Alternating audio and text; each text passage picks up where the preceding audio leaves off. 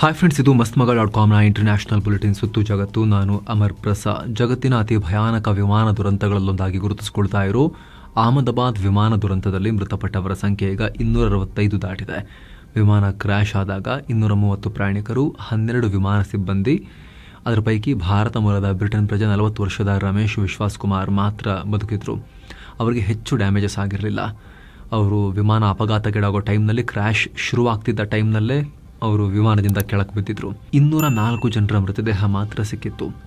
ಈಗ ಉಳಿದ ಎಲ್ಲ 241 ಮಂದಿ ಕೂಡ ಮೃತಪಟ್ಟಿದ್ದಾರೆ ಅಂತ ಕನ್ಫರ್ಮೇಷನ್ ಸಿಕ್ಕಿದೆ. ವಿಮಾನ ಬಿದ್ದ ಮೆಘಾನಿ ನಗರ್ನಲ್ಲಿ 23ಕ್ಕೂ ಅಧಿಕ ಜನ ಬಲಿಯಾಗಿದ್ದಾರೆ. ಹೊರಗಡೆ ಇದ್ದವರು, ಈ ಪೈಕಿ ಹೆಚ್ಚಿನವರು ಮೆಡಿಕಲ್ ಹಾಸ್ಟೆಲ್ ಕ್ಯಾಂಪಸ್ನ ವಿದ್ಯಾರ್ಥಿಗಳು ಅಂತ ಗೊತ್ತಾಗಿದೆ.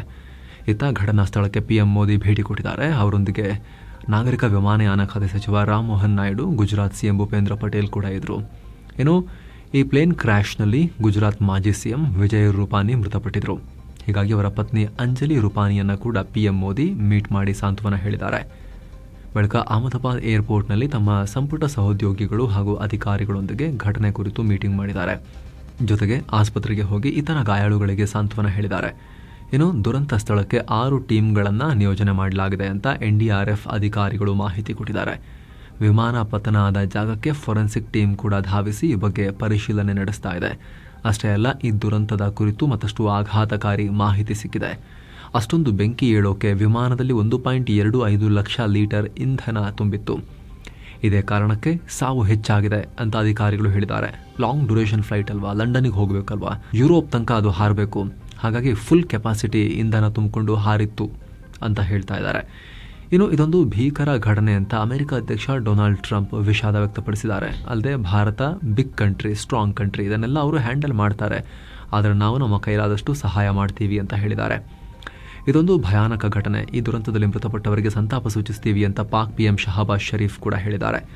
ಇನ್ನು ಈ ವಿಮಾನ ಪತನದ ಬಗ್ಗೆ ತನಿಖೆ ನಡೆಸೋಕೆ ನಾವು ಭಾರತಕ್ಕೆ ಹೆಲ್ಪ್ ಮಾಡ್ತೀವಿ, ಅಗತ್ಯವಿದ್ದರೆ ನಮ್ಮ ಟೀಮ್ ಕೂಡ ಬಂದು ತನಿಖೆ ನಡೆಸೋಕೆ ರೆಡಿ ಅಂತ ಅಮೆರಿಕದ ನ್ಯಾಷನಲ್ ಟ್ರಾನ್ಸ್ಪೋರ್ಟೇಷನ್ ಸೇಫ್ಟಿ ಬೋರ್ಡ್ ಹೇಳಿದೆ. ಏನು, ಪ್ಲೇನ್ ಕ್ರ್ಯಾಶ್ ಬಳಿಕ ಈ ಬೋಯಿಂಗ್ 787 ವಿಮಾನಗಳ ಕಾರ್ಯಾಚರಣೆಯನ್ನು ನಿಲ್ಲಿಸೋಕೆ ಇಮಿಡಿಯೇಟ್ ಆಗಿ ಯಾವುದೇ ರೀಸನ್ ಇಲ್ಲ ಅಂತ ಅಮೆರಿಕದ ಸಾರಿಗೆ ಸಚಿವ ಸೀನ್ ಡಾಫಿ ಹೇಳಿದ್ದಾರೆ. ಅಲ್ಲದೆ ಬೋಯಿಂಗ್ 787 ಡ್ರೀಮ್ ಲೈನರ್ ಕ್ರ್ಯಾಶ್ ಆಗಿರೋ ಈ 7 ವಿಡಿಯೋ ಕ್ಲಿಪ್ಗಳನ್ನು ನೋಡಿದ್ದೇವೆ. ಅದರಲ್ಲೆಲ್ಲ ಕೂಡ ಬೋಯಿಂಗ್ ಅಸುರಕ್ಷತೆ ಬಗ್ಗೆ ಯಾವುದೇ ಅಂಶಗಳು ಕಂಡು ಬಂದಿಲ್ಲ. ಹೀಗಾಗಿ ಈ ವಿಮಾನಗಳ ಕಾರ್ಯಾಚರಣೆಯನ್ನು ಸದ್ಯಕ್ಕೆ ನಿಲ್ಲಿಸೋಕ್ಕೆ ಕಾರಣಗಳಿಲ್ಲ ಅಂತ ಅಮೆರಿಕನ್ ಅಧಿಕಾರಿಗಳು ಹೇಳಿದ್ದಾರೆ. ಅಥವಾ ಎಕ್ಸ್ಪರ್ಟ್ಗಳು ವಿಮಾನ ಪತನ ಹೇಗಾಯಿತು ಅನ್ನೋದ್ರ ಬಗ್ಗೆ ಇದುವರೆಗೂ ಎವಿಡೆನ್ಸ್ ನಮಗೆ ಕ್ಲಿಯರ್ ಆಗಿ ಸಿಕ್ಕಿಲ್ಲ ಅಂತ ಹೇಳಿದ್ದಾರೆ. ಘಟನೆ ನಡೆದಾಗ ಆ ಜಾಗದ ಬಳಿ ಇದ್ದ ಕೆಲ ಸ್ಥಳೀಯರು ಈ ಬಗ್ಗೆ ಪ್ರತಿಕ್ರಿಯೆ ಕೊಟ್ಟಿದ್ದಾರೆ. ವಿಮಾನ ಪತನ ಆದಾಗ ಭೂಕಂಪ ಆದಂಗೆ ಫೀಲ್ ಆಯಿತು, ಸ್ಫೋಟ ಉಂಟಾಗಿ ದೊಡ್ಡ ಸೌಂಡ್ ಕೇಳಿ ಬಂತು, ಹೀಗಾಗಿ ತಕ್ಷಣ ಸ್ಥಳಕ್ಕೆ ಓಡ್ ಹೋದ್ವಿ ಅಂತ ಹೇಳಿದ್ದಾರೆ. ಇನ್ನು ಭಾರತ ಪಾಕ್ ನಡುವಿನ ಉದ್ವಿಗ್ನತೆ ಕೊಂಚ ಕಮ್ಮಿ ಆಯಿತು ಅನ್ನೋ ಹೊತ್ತಲ್ಲಿ ನೌಕಾಪಡೆ ಮುಖ್ಯಸ್ಥರು ಆಪರೇಷನ್ ಸಿಂಧೂರ್ ಬಗ್ಗೆ ದೊಡ್ಡ ಸ್ಟೇಟ್ಮೆಂಟ್ ಕೊಟ್ಟಿದ್ದಾರೆ. ಆಪರೇಷನ್ ಸಿಂಧೂರ್ ಇನ್ನು ನಿಂತಿಲ್ಲ, ನನ್ನ ಹೇಳಿಕೆಗೆ ನಾನು ಕಮಿಟ್ ಆಗಿರ್ತೀನಿ ಅಂತ ಹೇಳಿದ್ದಾರೆ. ಮಾಡರ್ನ್ ವಾರ್ಫೇರ್ ಬಗ್ಗೆ ಮಾತನಾಡ್ತಾ ಇದ್ದ navy chief admiral Dinesh Kumar Tripathi, ಈ ಯುದ್ಧದ ಪರಿಸ್ಥಿತಿ ಚೇಂಜ್ ಆಗಿದೆ. ನೇರವಾಗಿ ಸೈನಿಕರ ನಡುವೆ ಮುಖಾಮುಖಿ ಯುದ್ಧ ಆಗೋ ಬದಲು ನಾನ್ ಕಾಂಟ್ಯಾಕ್ಟ್ ಯುದ್ಧ ಜಾಸ್ತಿ ಆಗಿದೆ. ಡ್ರೋನ್ಸ್ ಮತ್ತು ಲಾಯ್ಟರಿಂಗ್ ಮ್ಯುನಿಷನ್ಸ್ ಮಿಸೈಲ್ಗಳ ಪಾತ್ರ ದೊಡ್ಡದಾಗ್ತಾ ಇದೆ. ಸೊ ಅವುಗಳಿಂದ ರಕ್ಷಣೆ ಪಡಿಬೇಕು ಅಂದರೆ ಕೌಂಟರ್ ಡ್ರೋನ್ ಸಿಸ್ಟಮ್ ತುಂಬ ಮುಖ್ಯ, ಏರ್ ಡಿಫೆನ್ಸ್ ತುಂಬ ಮುಖ್ಯ. ಈ ನಿಟ್ಟಿನಲ್ಲಿ ಹೊಸ ಶಸ್ತ್ರಾಸ್ತ್ರಗಳು ಬಂದಿವೆ. ಯುದ್ಧದಲ್ಲಿ ಇಷ್ಟೆಲ್ಲ ಬದಲಾವಣೆಯಾಗುತ್ತೆ ಅಂತ 10-12 ವರ್ಷಗಳ ಹಿಂದೆ ಯಾರೂ ನಿರೀಕ್ಷೆ ಮಾಡಿರಲಿಲ್ಲ. ಇನ್ನು ಆಪರೇಷನ್ ಸಿಂಧೂರ್ ಸದ್ಯಕ್ಕೆ ಪಾಸ್ ಮಾಡಿದ್ದೀವಿ ಅಷ್ಟೇ, ಬಟ್ ಈ ಕಾರ್ಯಾಚರಣೆ ಈಗಲೂ ನಡೀತಾ ಇದೆ. ಸ್ಟಿಲ್ ಆನ್ ಪ್ರೋಗ್ರೆಸ್ ಅಂತ ಹೇಳಿದ್ದಾರೆ. ಮತ್ತೊಂದು ಕಡೆ ಪಹಲ್ಗಾಮ್ ಉಗ್ರದಾಳಿ ನಂತರ ಭಾರತ ಪಾಕ್ ಜೊತೆಗಿನ ಸಿಂಧೂ ನೀರು ಹಂಚಿಕೆ ಒಪ್ಪಂದವನ್ನು ಕೈಬಿಟ್ಟಿತ್ತು ಅಥವಾ ಅದನ್ನು ಪಾಸ್ ಮಾಡಿತ್ತು. ಇದರಿಂದ ಪಾಕ್ನಲ್ಲಿ ಭಾರೀ ಜಲ ಬಿಕ್ಕಟ್ಟು ಸೃಷ್ಟಿಯಾಗಿದೆ. ಪಾಕ್ನ Indus river system authority IRSA ನಾವು ರಿಸೀವ್ ಮಾಡಿರೋದಕ್ಕಿಂತ 11,180 ಕ್ಯೂಸೆಕ್ ಹೆಚ್ಚಿನ ನೀರನ್ನು ಈಗ ಆಲ್ರೆಡಿ ರಿಲೀಸ್ ಮಾಡಿದ್ದೀವಿ. ಖಾರಿಫ್ ಸೀಸನ್ನ ಆರಂಭದಲ್ಲಿ ಪಾಕ್ನಲ್ಲಿ ಸುಮಾರು 21% ಮತ್ತು ಕೊನೆಯಲ್ಲಿ 9% ನೀರಿನ ಕೊರತೆ ಎದುರಿಸಬೇಕಾಗುತ್ತೆ ಅಂತ ಎಚ್ಚರಿಕೆ ಕೊಟ್ಟಿದೆ. ಇನ್ನು ಪಾಕ್ನ ತರ್ಬೆಲಾ ಮತ್ತು ಮಂಗ್ಲಾ ಜಲಾಶಯಗಳ ನೀರಿನ ಮಟ್ಟ ಬಹುತೇಕ ಕಮ್ಮಿಯಾಗಿದೆ ಅಂತ ಇಂಟರ್ನ್ಯಾಷನಲ್ ಮೀಡಿಯಾಗಳು ರಿಪೋರ್ಟ್ ಮಾಡಿವೆ. ಅಲ್ಲಿಗೆ ಆಲ್ರೆಡಿ ಪಂಜಾಬ್ ಭಾಗದಲ್ಲಿ ಖಾರಿಫ್ ಬೇಸಾಯ ಸುಮಾರು 20% ಕುಸಿತ ಆಗಿದೆ. ಹತ್ತಿ ಮತ್ತು ಗೋವಿನ ಜೋಳದ ಉತ್ಪಾದನೆ 30% 15%ಗೆ ಕುಸಿದಿದೆ. ಗೋಧಿ ಬೆಳೆ ಉತ್ಪಾದನೆ ಸುಮಾರು 9% ಕುಸಿದಿದೆ. ಮುಂದಿನ ದಿನಗಳಲ್ಲಿ ಪಾಕ್ ಪರಿಸ್ಥಿತಿ ಇನ್ನಷ್ಟು ಹದಗೆಡೋ ಸಾಧ್ಯತೆ ಇದೆ ಅಂತ ಅಲ್ಲಿನ ಮೀಡಿಯಾ ರಿಪೋರ್ಟ್ ಮಾಡಿವೆ. ಹಾಗೆ ಭಾರತ ಜಮ್ಮು ಕಾಶ್ಮೀರದಲ್ಲಿರೋ ಡ್ಯಾಮ್ಗಳಲ್ಲಿ ಹೂಳೆತ್ತೋ ಕೆಲಸವನ್ನು ಕೂಡ ಮಾಡ್ತಾ ಇದೆ. ಇದರಿಂದ ಡ್ಯಾಮ್ಗಳಲ್ಲಿನ ನೀರು ತುಂಬುವ ಸಾಮರ್ಥ್ಯ ಹೆಚ್ಚಾಗುತ್ತೆ. ಹೀಗಾದರೆ ಪಾಕ್ಗೆ ಇನ್ನಷ್ಟು ನೀರಿನ ಸಮಸ್ಯೆ ಉಂಟಾಗುತ್ತೆ. ನಾವು ಪೂರ್ತಿ ನೀರನ್ನು ಸ್ಟಾಪ್ ಮಾಡಕ್ಕೆ ಬರಲ್ಲ, ಅದು ಅಂತಾರಾಷ್ಟ್ರೀಯ ನಿಯಮಗಳಿಗೆ ವಿರುದ್ಧ. ಆದರೆ ನಮ್ಮ ಪಾಲಿನ ನೀರನ್ನು ನಾವು ಸ್ಟಾಪ್ ಮಾಡಿದ್ರೂ ಕೂಡ ಪಾಕಿಸ್ತಾನಕ್ಕೆ ಸಂಕಟ ಎದುರಾಗುತ್ತೆ. ಯಾಕಂದರೆ ಪುಕ್ಸಟೆ ನೀರಿಗೆ ಅವರ ಎಕಾನಮಿ ಅಡ್ಜಸ್ಟ್ ಆಗಿ ಹೋಗಿದೆ. ಅವ್ರ ಪಾಲಿದು ಬಿಟ್ಟು ಫಸ್ಟ್ ಆಫ್ ಆಲ್ ಒಪ್ಪಂದನೇ ಅವ್ರ ಫೇವರ್ ಇರೋದು. ಅವ್ರು ಬಹಳ ಭಾರತದ ಬಗ್ಗೆ ಹೆದರ್ಕೊಂಡು ಜೀವನ ನಡೆಸೋದು ಬೇಡ ಅಂತ ಜಾಸ್ತಿ ಪಾಲು ಅವ್ರಿಗೆ ಬಿಟ್ಕೊಟ್ಟಿದ್ದೀವಿ. ಅದರಲ್ಲಿ ನಮಗೆ ಬರೋ ನೀರನ್ನು ಕೂಡ ಒಪ್ಪಂದದ ಪ್ರಕಾರ ನಾವು ಯೂಸ್ ಮಾಡಿಕೊಳ್ಳಬಹುದಾದ ನೀರನ್ನು ಕೂಡ ನಾವು ಯೂಸ್ ಮಾಡದೆ ಅಲ್ಲಿಗೆ ಬಿಡ್ತಾ ಇದ್ವಿ. ಈಗ ನಮ್ಮ ಪಾಲಿನ ನೀರನ್ನು ನಾವು ಹಿಡಿದು ನಿಲ್ಲಿಸಿದ್ರೂ ಕೂಡ ಪಾಕಿಸ್ತಾನಕ್ಕೆ ಉಸಿರು ಕಟ್ಟುತ್ತೆ. ಆಲ್ರೆಡಿ ಲಕ್ಷಣಗಳು ಕಾಣಿಸೋಕೆ ಶುರುವಾಗಿವೆ. ಇನ್ನು ಮಿಡಲ್ ಈಸ್ಟ್ನಲ್ಲಿ ಮತ್ತೊಂದು ಯುದ್ಧ ಶುರುವಾಗಿದೆ. ಇಸ್ರಾಯೇಲ್ ಇರಾನ್ನ ನ್ಯೂಕ್ಲಿಯರ್ ಪ್ಲಾಂಟ್ ಮತ್ತು ಮಿಲಿಟರಿ ಸೈಟ್ ಗುರಿಯಾಗಿಸಿ ದಾಳಿ ಮಾಡಿದೆ. ಇರಾನ್ನ ಒಟ್ಟು 100 ಟಾರ್ಗೆಟ್ಗಳನ್ನು ಗುರಿಯಾಗಿಸಿ ಇಸ್ರೇಲ್ ಬರೋಬ್ಬರಿ 200 ಏರ್ಕ್ರಾಫ್ಟ್ ಬಳಸಿ ದಾಳಿ ಮಾಡಿದೆ. ಪರಿಣಾಮ ಇರಾನ್ ರೆವಲ್ಯೂಷನರಿ ಗಾರ್ಡ್ಸ್ ಕೋರ್ನ commander in chief Hossein Salami ಮತ್ತು ಇರಾನ್ ಸಶಸ್ತ್ರ ಪಡೆಯ chief of staff general Mohammad Bagheri ಪ್ರಾಣ ಕಳ್ಕೊಂಡಿದ್ದಾರೆ. ಜೊತೆಗೆ ಕನಿಷ್ಠ 6 ನ್ಯೂಕ್ಲಿಯರ್ ಸೈಂಟಿಸ್ಟ್ ಕೂಡ ಪ್ರಾಣ ಕಳ್ಕೊಂಡಿದ್ದಾರೆ. ಇರಾನ್ ರಾಜಧಾನಿ ತೆಹರಾನ್ನಲ್ಲಿ ಶುಕ್ರವಾರ ಬೆಳಗ್ಗೆ ದೊಡ್ಡ ಸ್ಫೋಟ ಉಂಟಾಗಿದ್ದು, ಈ ವೇಳೆ ಇರಾನ್ನ ಏರ್ ಡಿಫೆನ್ಸ್ ಸಿಸ್ಟಮ್ಗಳು ಫುಲ್ ಅಲರ್ಟ್ನಲ್ಲಿದ್ದು ಅಂತ ಅಲ್ಲಿನ ಮಾಧ್ಯಮಗಳು ರಿಪೋರ್ಟ್ ಮಾಡಿವೆ. ಈ ದಾಳಿ ಬೆನ್ನಲ್ಲೇ ಇರಾನ್ನಲ್ಲಿ ತುರ್ತು ಪರಿಸ್ಥಿತಿ ಜಾರಿ ಮಾಡಲಾಗಿದೆ. ಈ ಕುರಿತು ಮಾತನಾಡಿರೋ ಇಸ್ರೇಲ್ ರಕ್ಷಣಾ ಸಚಿವ ಇಸ್ರೇಲ್ ಕಾಟ್ಸ್, ಇಸ್ರೇಲ್ ನಡೆಸಿದ ದಾಳಿಗೆ ಇರಾನ್ ಪ್ರತೀಕಾರ ತೀರಿಸಿಕೊಳ್ಳೋಕೆ ಬರುತ್ತೆ. ತಕ್ಷಣವೇ ಇಸ್ರೇಲ್ ಮತ್ತು ಇಲ್ಲಿನ ಜನರ ಮೇಲೆ ಇರಾನ್ ಡ್ರೋನ್ ಮತ್ತು ಮಿಸೈಲ್ ದಾಳಿ ಮಾಡೇ ಮಾಡುತ್ತೆ. ಹೀಗಾಗಿ ಇಸ್ರೇಲ್ನಲ್ಲೂ ಕೂಡ ನಾವು ತುರ್ತು ಪರಿಸ್ಥಿತಿಯನ್ನು ಘೋಷಿಸಿದ್ದೀವಿ ಅಂತ ಹೇಳಿದ್ದಾರೆ.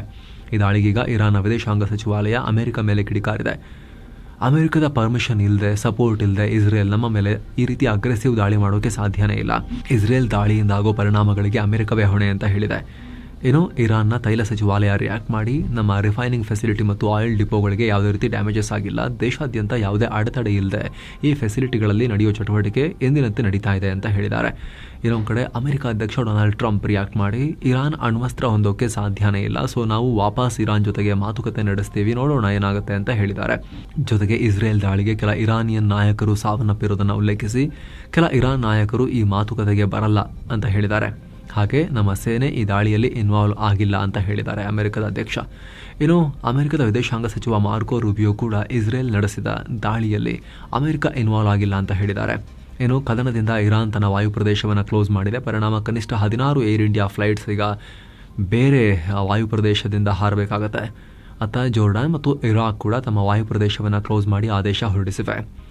ಈ ಉದ್ವಿಗ್ನತೆಗೆ ಭಾರತದ ವಿದೇಶಾಂಗ ಸಚಿವಾಲಯ ತೀವ್ರ ಕಳವಳ ವ್ಯಕ್ತಪಡಿಸಿದೆ. ನಾವು ಪರಿಸ್ಥಿತಿಯನ್ನು ಬಹಳ ಹತ್ತಿರದಿಂದ ಮಾನಿಟರ್ ಮಾಡ್ತಾ ಇದ್ದೀವಿ. ದಯವಿಟ್ಟು ಎರಡೂ ರಾಷ್ಟ್ರಗಳು ಸಂಯಮದಿಂದ ಇರಬೇಕು. ಮಾತುಕತೆ ಮೂಲಕ ಉದ್ವಿಗ್ನತೆಯನ್ನು ಕಮ್ಮಿ ಮಾಡಿ ಸಮಸ್ಯೆಯನ್ನು ಬಗೆಹರಿಸಿಕೊಳ್ಳಿ. ಭಾರತಕ್ಕೆ ಎರಡೂ ರಾಷ್ಟ್ರಗಳ ಫ್ರೆಂಡ್ಶಿಪ್ ಬೇಕು, ಸೊ ನಾವು ಎಲ್ಲ ರೀತಿಯ ಬೆಂಬಲ ಕೊಡೋಕೆ ರೆಡಿ ಇದ್ದೀವಿ. ಹಾಗೆ ಇರಾನ್ ಮತ್ತು ಇಸ್ರೇಲ್ನಲ್ಲಿರೋ ಭಾರತೀಯ ಸಮುದಾಯಗಳೊಂದಿಗೆ ನಾವು ಸಂಪರ್ಕದಲ್ಲಿದ್ದೀವಿ. ಅಲ್ಲಿರೋ ಎಲ್ಲ ಭಾರತೀಯ ಪ್ರಜೆಗಳು ಕೇರ್ಫುಲ್ ಆಗಿರಿ, ಭದ್ರತಾ ಸಲಹೆಗಳನ್ನು ಅನುಸರಿಸಿ ಸೇಫ್ ಆಗಿರಿ ಅಂತ ಹೇಳಿದೆ. ಇನ್ನು ಮ್ಯಾನ್ಮಾರ್ನಲ್ಲಿ ಪಾಕಿಸ್ತಾನಕ್ಕೆ ಮುಖಭಂಗ ಆಗಿದೆ. ಪಾಕ್ ಮತ್ತು ಚೀನಾಗೆ. ಪಾಕ್ ಚೀನಾ ಜಂಟಿಯಾಗಿ ನಿರ್ಮಿಸಿರೋ JF-17 ಥಂಡರ್ ವಿಮಾನಗಳನ್ನು ನಾವು ಹೊಡೆದು ಹಾಕಿದ್ದೀವಿ ಅಂತ ಮ್ಯಾನ್ಮಾರ್ನ ಬಂಡುಕೋರರು ಹೇಳಿದ್ದಾರೆ. ಸೇನೆ ವಿರುದ್ಧ ಹೋರಾಡ್ತಿರೋ ಪೀಪಲ್ಸ್ ಲಿಬರೇಷನ್ ಆರ್ಮಿ ಅನ್ನೋ ಬಂಡುಕೋರ ಸಂಘಟನೆ ಈ ಘೋಷಣೆ ಮಾಡಿದೆ. ಮ್ಯಾನ್ಮಾರ್ನ ಸಾಗಾಯಿಂಗ್ ಪ್ರಾಂತ್ಯದಲ್ಲಿ 4 ದಿನಗಳ ಕಾಲ ಸಂಘರ್ಷ ಆಯಿತು. ಅದರಲ್ಲಿ M2 ಬ್ರೌನಿಂಗ್ ಅನ್ನೋ ಬಂದೂಕನ್ನು ಬಳಸಿ, ಮಿಷಿನ್ ಗನ್ ಬಳಸಿ ನಾವು ಆ ವಿಮಾನವನ್ನು ಹೊಡೆದು ಹಾಕಿದ್ದೀವಿ ಅಂತ ಹೇಳಿದೆ. ಮಿಸೈಲ್ ಅಲ್ಲ, S-400 ಅಲ್ಲ, ಏನೂ ಅಲ್ಲ, ಜಸ್ಟ್ ಮಷಿನ್ ಗನ್ ಬಳಸಿ ಹೊಡೆದಾಕಿದ್ದೀವಿ ಅಂತ ಹೇಳಿದೆ. ಈ ಜೆಟ್ಗಳನ್ನು ಬಳಸಿ ಭಾರತದ S-400 ಹೊಡೆದಿದ್ವಿ ನಾವು ಅಂತೆಲ್ಲ ಹಾರಾಡಿತ್ತು ಪಾಕಿಸ್ತಾನ, ಸುಳ್ಳು ಕತೆ ಕಟ್ಟಿತ್ತು. ಈಗ ಮಯನ್ಮಾರ್ನ ಬಂಡುಕೋರರು ಹೊಡೆದಾಕಿದ್ದಾರೆ ಈ ಜೆಟ್ಟನ್ನು ಅಂತ ಅಲ್ಲಿ ಬಹಳ ರಿಪೋರ್ಟ್ಸ್ ಬರ್ತಾ ಇದ್ದಾವೆ. ಆದರೆ ಮಯನ್ಮಾರ್ನ ಸೇನಾ ಆಡಳಿತ ಇದನ್ನು ತಳ್ಳಿಹಾಕಿದೆ. ಟ್ರೈನಿಂಗ್ ವೇಳೆ ಮೇನ್ ಟೈಯಿಂಗ್ ಪಿನ್ ಅನ್ನೋ ಹಳ್ಳಿ ಸಮೀಪ ಎಂಜಿನಲ್ಲಿ ತಾಂತ್ರಿಕ ದೋಷ ಉಂಟಾಗಿ ನಮ್ಮ ಫೈಟರ್ ಜೆಟ್ ಪತನ ಆಗಿದೆ, ಬಂಡುಕೋರು ಹೊಡೆದಿದ್ದಲ್ಲ ಅಂತ ಹೇಳಿದ್ದಾರೆ. ಅಂದಹಾಗೆ ಈ ಮುಂಚೆ ಇದೇ ವಿಮಾನದ ಬಗ್ಗೆ ಮಯನ್ಮಾರ್ ಸರ್ಕಾರ ಪಾಕ್ ಹತ್ರ ಕಂಪ್ಲೇಂಟ್ ಕೊಟ್ಟಿತ್ತು. ಏನ್ರಿ ನೀವು ಮಾಡಿಕೊಟ್ಟಿರೋ ವಿಮಾನಗಳು ಸರಿಯಾಗಿ ವರ್ಕ್ ಆಗ್ತಿಲ್ಲ, ಇಂಜಿನಲ್ಲಿ ಪ್ರಾಬ್ಲಮ್ ಇದೆ, ನಾವು ನಿಲ್ಲಿಸ್ಬಿಟ್ಟಿದ್ದೀವಿ ವಿಮಾನವನ್ನು ಅಂತ ಮಯನ್ಮಾರ್ನ ಸೇನೆ ಪಾಕ್ ಹತ್ರ ಕಂಪ್ಲೇಂಟ್ ಕೊಟ್ಟಿತ್ತು. ಇತ್ತ ಪಾಕ್ ಸೇನೆ ಮೇಲೆ ಬಲೂಚಿಗಳು ದಾಳಿಯನ್ನು ಮುಂದುವರಿಸಿದ್ದಾರೆ. ಪಾಕ್ ಸೇನೆಯ ಬೆಂಗಾವಲು ವಾಹನವನ್ನು ಟಾರ್ಗೆಟ್ ಮಾಡಿ ದಾಳಿ ಮಾಡಿದ್ದಾರೆ. ಪರಿಣಾಮ ಪಾಕ್ ಸೇನೆಯ 4 ಸೈನಿಕರು ಪ್ರಾಣವನ್ನು ಕಳ್ಕೊಂಡಿದ್ದಾರೆ, 3 ಗಾಯಗೊಂಡಿದ್ದಾರೆ. ಈ ದಾಳಿಯಲ್ಲಿ ಪಾಕ್ ಸೇನೆಯ ಬೆಂಗಾವಲು ವಾಹನ ಸಂಪೂರ್ಣ ನಾಶವಾಗಿದೆ. ರಿಮೋಟ್ ಚಾಲಿತ ಸುಧಾರಿತ ಸ್ಫೋಟಕದಿಂದ ಈ ದಾಳಿ ಮಾಡಿದ್ದೀವಿ ಅಂತ BLA ಸ್ಟೇಟ್ಮೆಂಟ್ ರಿಲೀಸ್ ಮಾಡಿದೆ. ಬಲೂಚಿಸ್ತಾನದ ಮಸ್ತಂಗ್ ಏರಿಯಾದಲ್ಲಿ ಈ ಬಲೂಚ್ ಪಡೆ ದಾಳಿ ಮಾಡಿದೆ. ಅಮೆರಿಕದ ಲಾಸ್ ಏಂಜಲೀಸ್ ಪ್ರತಿಭಟನೆಗೆ ಸಂಬಂಧಪಟ್ಟಂತೆ ಮತ್ತಷ್ಟು ಬೆಳವಣಿಗೆಗಳಾಗಿವೆ. ಈ ಪ್ರತಿಭಟನೆ ಹತ್ತಿಕ್ಕೋಕೆ ನ್ಯಾಷನಲ್ ಗಾರ್ಡ್ಸ್ ಅನ್ನು ನಿಯೋಜಿಸಿದ ವಿಚಾರದಲ್ಲಿ ಅಧ್ಯಕ್ಷ ಟ್ರಂಪ್ಗೆ ಭಾರಿ ಹಿನ್ನಡೆಯಾಗಿದೆ. ಟ್ರಂಪ್ ಲಾಸ್ ಏಂಜಲೀಸ್ನಲ್ಲಿ ನ್ಯಾಷನಲ್ ಗಾರ್ಡ್ಸ್ ಅನ್ನು ನೇಮಿಸೋ ಹಾಗಿಲ್ಲ ಅಂತ ಅವರ ಆದೇಶವನ್ನು ಅಲ್ಲಿನ ಫೆಡರಲ್ ಕೋರ್ಟ್ ತಾತ್ಕಾಲಿಕವಾಗಿ ಬ್ಲಾಕ್ ಮಾಡಿದೆ. ಅಲ್ಲದೆ ಈ ನಗರದಲ್ಲಿ ಮಿಲಿಟರಿ ಕಾರ್ಯಾಚರಣೆ ಲಿಮಿಟ್ನಲ್ಲಿರಬೇಕು. ಜೂನ್ 13 ಮಧ್ಯಾಹ್ನದಿಂದ ಇದು ಜಾರಿಯಾಗುತ್ತೆ. ಜೊತೆಗೆ ನ್ಯಾಷನಲ್ ಗಾರ್ಡ್ಸ್ ಅನ್ನು ಕ್ಯಾಲಿಫೋರ್ನಿಯಾ ಗವರ್ನರ್ ಗ್ಯಾವಿನ್ ನ್ಯೂಸಮ್ ಕಂಟ್ರೋಲ್ ಮಾಡ್ತಾರೆ. ಇದೆಲ್ಲ ಅವರ ಆಡಳಿತಕ್ಕೆ ಒಳಪಡುತ್ತೆ ಅಂತ ಕೋರ್ಟ್ ಹೇಳಿದೆ. ಇದರಿಂದ ಟ್ರಂಪ್ಗೆ ಮುಖಭಂಗ ಆಗಿದೆ. ಇತ್ತ ಪ್ರತಿಭಟನೆ ಜಾಸ್ತಿ ಇರೋದ್ರಿಂದ ಕರ್ಫ್ಯೂವನ್ನು ಕೂಡ ಕಂಟಿನ್ಯೂ ಮಾಡಲಾಗಿದೆ. ಈ ಪ್ರತಿಭಟನೆ ವಾಷಿಂಗ್ಟನ್ ಡಿಸಿ, ನೆಬ್ರಾಸ್ಕಾ, ಮೆಸಾಚೂಸೆಟ್ಸ್, ಪೆನ್ಸಿಲ್ವೇನಿಯಾದಲ್ಲೂ ಕೂಡ ಈಗ ಹರಡ್ತಾ ಇದೆ. ರೇರ್ ಅರ್ತ್ ಮೆಟೀರಿಯಲ್ಸ್ ರಫ್ತು ನಿರ್ಬಂಧ ವಿಚಾರವಾಗಿ ಚೀನಾ ಭಾರತಕ್ಕೆ ಗುಡ್ ನ್ಯೂಸ್ ಕೊಟ್ಟಿದೆ. ರೇರ್ ಅರ್ತ್ ಮೆಟೀರಿಯಲ್ಸ್ ಮೇಲಿನ ನಿರ್ಬಂಧ ಕುರಿತು ಮಾತುಕತೆ ನಡೆಸೋಕೆ ಮನಸ್ಸು ಮಾಡಿದೆ. ಜಾಗತಿಕ ಉತ್ಪಾದನೆ ಮತ್ತು ಸರಬರಾಜು ಸ್ಥಿರತೆಗಾಗಿ ಸಂಬಂಧಪಟ್ಟ ರಾಷ್ಟ್ರಗಳೊಂದಿಗೆ ಮಾತುಕತೆ ನಡೆಸಿ ಸಹಯೋಗ ಹೆಚ್ಚಿಸೋಕೆ ಬಯಸ್ತೀವಿ ಅಂತ ಚೀನಾ ವಿದೇಶಾಂಗ ಸಚಿವಾಲಯದ ವಕ್ತಾರ ಲೆನ್ ಜಿಯಾಂಗ್ ಹೇಳಿದ್ದಾರೆ.